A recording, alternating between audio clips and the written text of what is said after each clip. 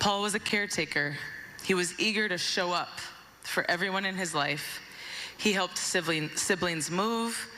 He provided for many four-legged friends and loved to spoil his 10 nieces and nephews. Those were some of the many stories in a celebration of life for Officer Paul Elmstrand. Elmstrand, along with Officer Matt Ruge and firefighter paramedic Adam Finseth, tragically lost their lives in Burnsville 1 week ago today. Hundreds of people gathered tonight to grieve and to remember at Cambridge-St High School. That's Elmstrand's alma mater. Fox 9's Courtney Godfrey was there. We heard from Paul Elmstrand's family for the very first time tonight, describing him not only as an amazing dad and a devoted servant, but as someone who always made people feel seen, made people feel special.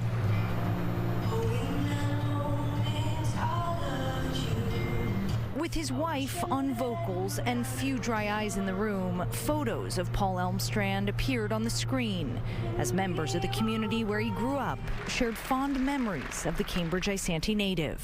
What struck me the most about Paul, I would have to say, was his absolute love and enthusiasm for life. The 27-year-old was class president his senior year at the very high school where everyone gathered tonight to remember him. He naturally drew people to him without even trying, with his warm and happy demeanor.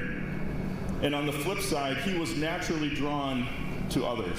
Paul described as loving being a police officer, saying for him it was a calling. It is no surprise with how much Paul loved life that he would answer the call to protect life. His sister sharing their family's heartbreak, describing how he doted on his wife and 2 small children.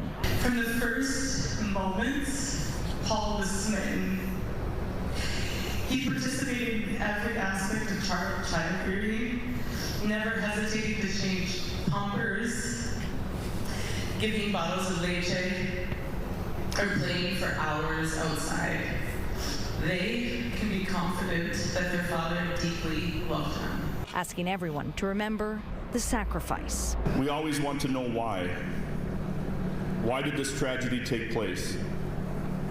And as I myself, like all of you, struggle to know and understand the why, I find myself finding comfort instead of asking what. What can I do? What can we do to honor Paul's life? A recurring theme tonight was Paul's devoted Christian faith and how that was at the center of everything he did. He and the other 2 who lost their lives in Burnsville will be honored in a public memorial this Wednesday. In Cambridge, Courtney Godfrey, Fox 9.